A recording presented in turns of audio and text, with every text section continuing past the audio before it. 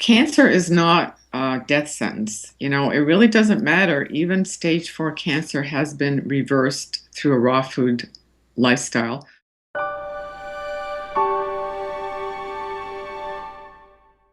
Hello, everybody. This is Paul Nison with Torah Life Ministries. We have a great interview today with my friend Alexi Bracy. Alexi, say hello to the Torah Life audience. Hi there. Shabbat Shalom, everyone. Shabbat Shalom. It's so great to have you on the show. Now, you, like me, are into health and a raw food diet, and I think that's wonderful. Can you tell us a little about how you got into health and why you got into health?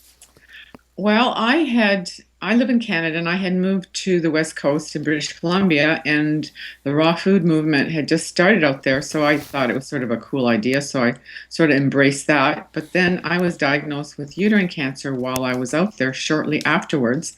And so I started doing a lot of research. And like most people, I thought I ate healthily. And I realized that more than 95% of all illnesses are diet related. I spent hours at chapters and libraries. And so, literally overnight, I did a 360. I went raw, organic, juicing, got rid of all the toxic toiletries and household chemicals. And I used a chi machine, which actually alkalizes and oxygenates the body. And a year later, I was cancer free. So, it wasn't just diet, I was basically toxic. And so, I just then married my skills. As a chef. I was already a chef with my new knowledge about raw food, and I studied iridology and Ayurvedic and natural nutrition, and I'm a cancer coach. And so, what I do now is I help people who have health challenges or maybe are just sick and tired of being sick and tired um, embrace a healthier lifestyle by a raw vegan diet.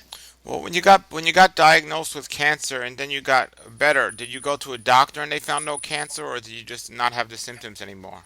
I went to how I would know if the cancer was no longer there was another pap smear.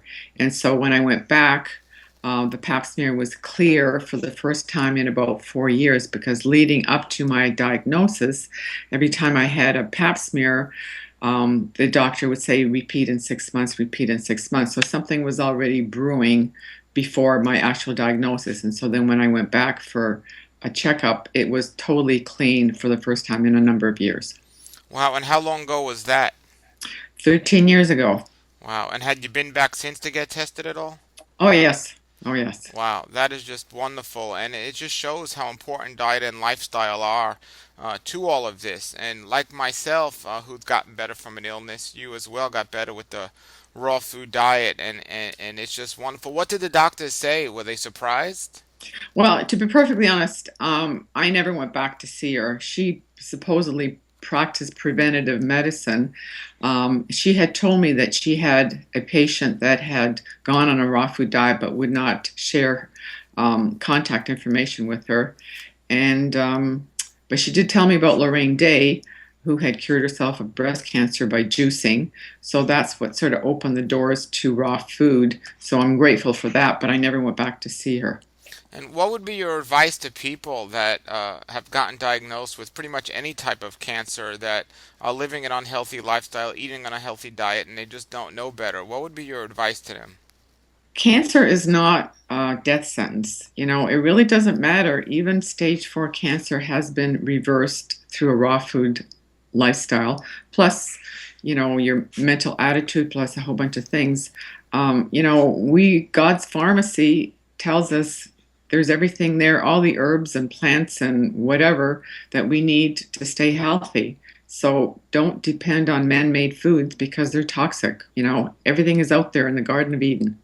Now, would you say, I'm very careful not to say this, but I don't want people to misunderstand, the raw food diet is wonderful, but it's not a panacea. There's so many Absolutely. other aspects. Would you I agree? I totally agree. The diet is just one component of it. Wonderful, wonderful. And so you say you're a raw food chef now there in Toronto, or in Canada up near Toronto. So how is it doing a raw food diet in the winter time? Do you find it more challenging, do you think, for Well, people? especially in Ontario, where it gets way down below zero in the winter months. So I prefer to eat my food at room temperature anyway, and then you just add heat to it with spices like ginger or cayenne pepper or paprika. Um, It's all about what you're used to. That's the bottom line. Well, you think you need this and you think you need that. Well, try it and your body will adjust accordingly. Sure. Now, what about supplements? Do you take any supplements at all? I do take plant-based supplements. We definitely need them because it's not in the food anymore. Minerals aren't in the food anymore because they're not in the soil. You need your omega-3s, but I stay away from fish oils because our waterways are so contaminated. You definitely need your B12 because up to 60% of all meat eaters are now diagnosed with being B12 deficient. So definitely you can't get everything totally from diet, even though the food may be organic, you do need to supplement.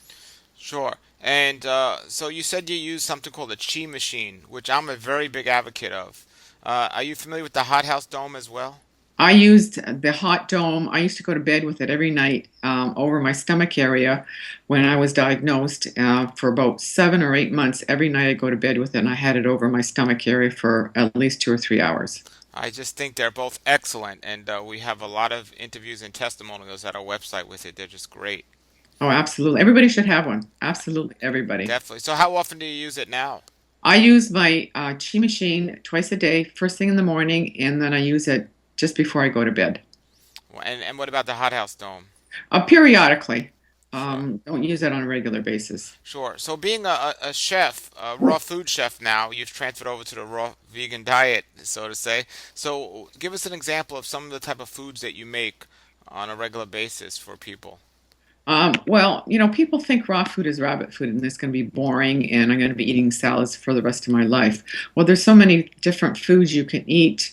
Dehydrated food. I don't say, go overboard with dehydrated food, but it just adds variety to your diet. There's falafels and latkes and veggie burgers and lasagna. I make crackers. I even make crackers for my dogs using buckwheat.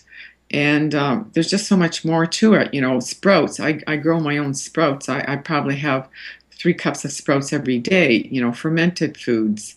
The microalgae, they have lots of protein in them. People in North America are obsessed about protein. Where am I going to get my protein? Well, the strongest animals on the planet, a giraffe, a gorilla, a hippopotamus, a horse, they're all vegetarians. So you don't need a plant-based diet, or sorry, a flesh protein diet. So in my protocol, no fins, feathers, or fur. Now, you're a vegan, correct? That is correct. And for how long have you been eating a vegan diet now? 13 years. 13 years, and you get your blood tested and you're fine, right?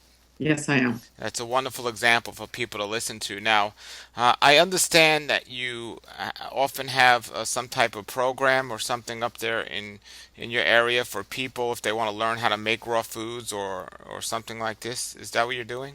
Well, I do offer classes, raw food classes for people to, learn more about raw food. And I also offer 5-day detox programs where you juice for 2 days and you eat raw food for 3 days.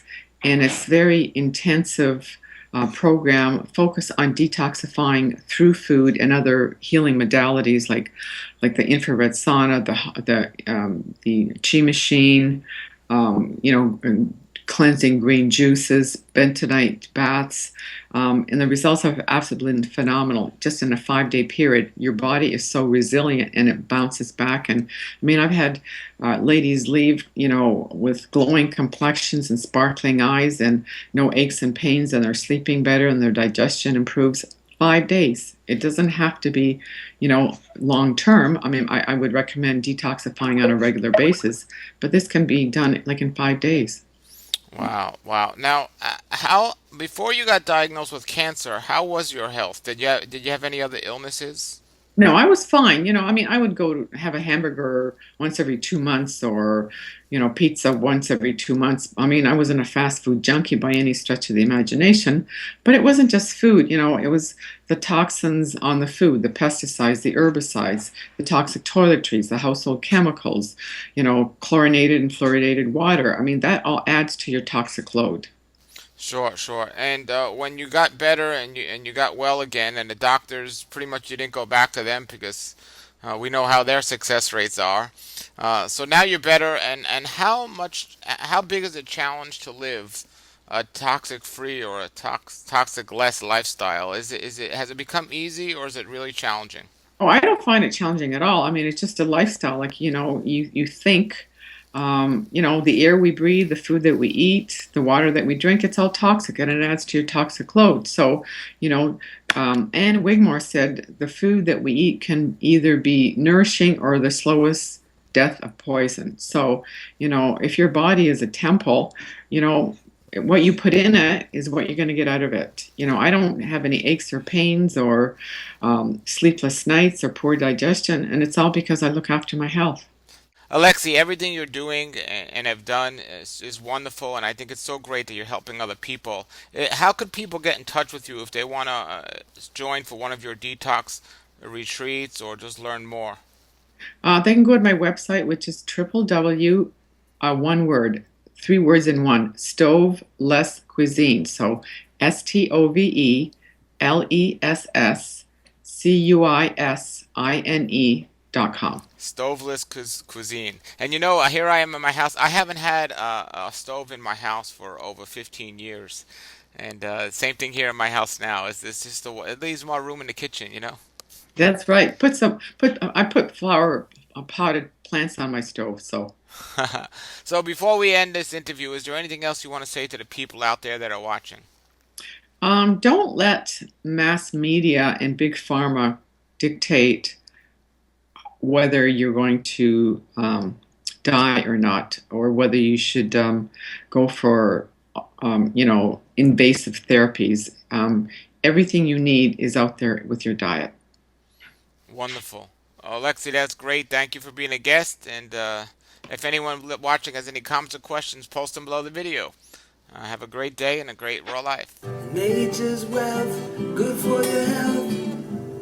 This is the Raw Life Health Show. Raw Life, brighten up your life.